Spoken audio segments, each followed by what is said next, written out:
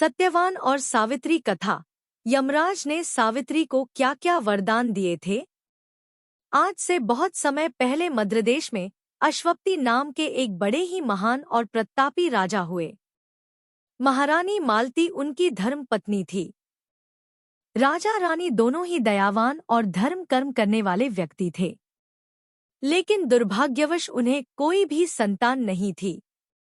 इसी कारण वे पुष्कर में जाकर संतान प्राप्ति के लिए तप करने गए।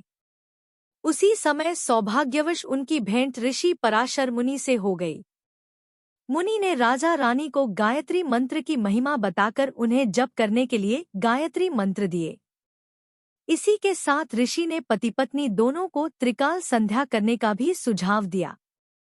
पार्श्वमुनि के कहे अनुसार जब राजा रानी ने देवी गायत्री का जाप आरंभ किया तो उन्हें देवी सावित्री ने दर्शन देकर संतान प्राप्ति का वरदान दिया।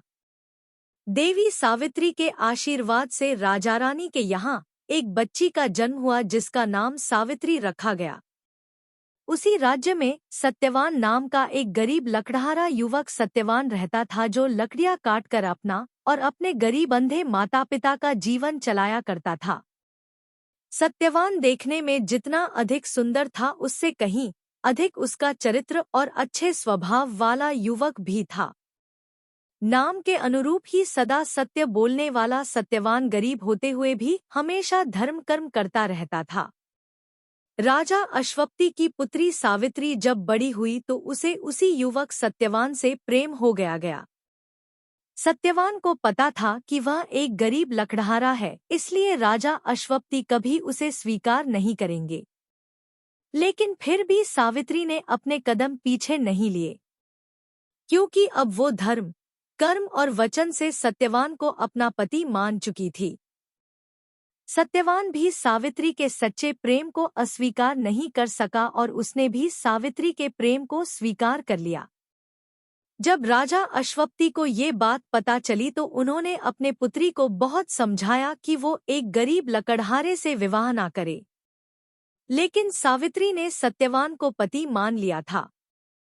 राजा अश्वपति अपनी एकलौती पुत्री से बहुत प्रेम करते थे, इसलिए उन्होंने इस रिश्ते के लिए हाँ कर दी। मगर कुंडली मिलाते वक्त जब राजा रानी को ये पता चला कि सावित्री के होने वाले पति की उम्र बहुत ही कम और वो अल्पायु में ही मर जाएगा, तो राजा अश्वपति इस विवाह को रोक देते हैं। सत्यवान भी सावित्री को समझाता है कि उसके मरने के बाद उसका जीवन बर्बाद हो जाएगा, मगर सावित्री नहीं मानती और वह पूरे नियम धर्म के साथ सत्यवान से विवाह कर लेती है।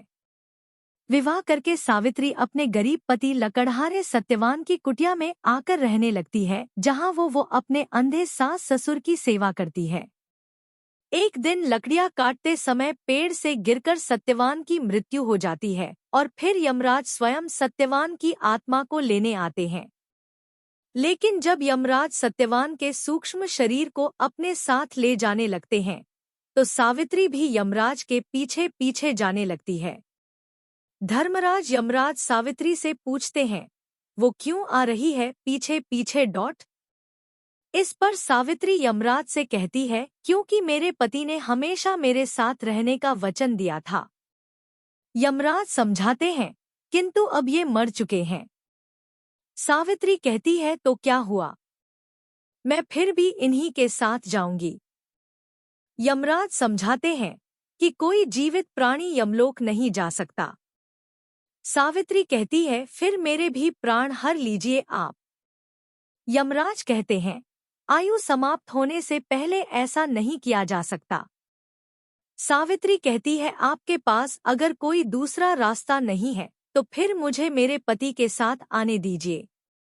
तभी यमराज सावित्री को फिर से समझाते हुए कहते हैं, एक काम करो, तुम मुझसे एक वरदान ले लो, मगर मेरे पीछे पीछे मत आओ। यमराज पूछते हैं, कहो क्या वरदान दूं डॉट। सावित्री कहती है, मेरे सास ससुर के नेत्रों के ज्योति लौटा दीजिए। यमराज तथास्तु कह देते हैं और फिर आगे बढ़ जाते हैं, मगर सावित्री फिर भी लौटकर नहीं जाती और वो फिर से यमराज के पीछे पीछे आने लगाती है। यमराज बोलते हैं, एक वरदान दे दिया, अब मेरे पीछे क्यों आ रही हो। इस पर सावित्री कहती है, मेरे सास ससुर को नेत्रों की ज्योति तो आपने लौटा दी, लेकिन जब वे अपने उन्हीं नेत्रों से जब अपने पुत्र को अपने सामने नहीं देख पाएंगे तो वे बहुत दुखी होंगे। यमराज बोलते हैं, लेकिन मैं इसमें कुछ नहीं कर सकता। जो एक बार मर जाता है उसके प्राण लौटाए नहीं जा सकते। सावित्री बोलती है, लेकिन उन निर्धन माँ बाप का क्या होगा? वो बुढ़ापे में कैसे जिएंगे? आप उनके पुत्र को तो अपने साथ ले जा रहे हैं। इस पर यमराज कहते हैं, ठीक है, मैं दूसरा वरदान देता हूँ कि तुम्हारे सास ससुर बहुत धनवान हो जाए। उन्हें अब संसार में कभी किसी चीज की कोई कमी महसूस नहीं होगी। यमराज फिर से सत्यावान के सूक्ष्म शरीर को लेकर आगे बढ़ जाते हैं, लेकिन सावित्री फिर भी नहीं लौटती। इस बार यमराज चकित हो जाते हैं, बोलते हैं, तुम्हें दो दो वरदान दिए फिर भी तुम गई नहीं। सावित्री बोलती है, आपने इतना धन, इतना वैभव तो दे दिया, लेकिन मैं उन्हें किसके साथ बांटूं? यमराज बोलते हैं, फिर एक और आखिरी वरदान मांग लो। सावित्री कहती है, प्रभु फिर मुझे आप वरदान दीजिए कि आपके दिए सारे सुख मैं अपने पुत्रों के साथ बांट सकूं। यमराज फौरन ही तथास्तु बोल देते हैं और फिर जाने लगते हैं। लेकिन इस बार भी सावित्री को पीछे पीछे आता देख यमराज क्रोधित हो उठते हैं।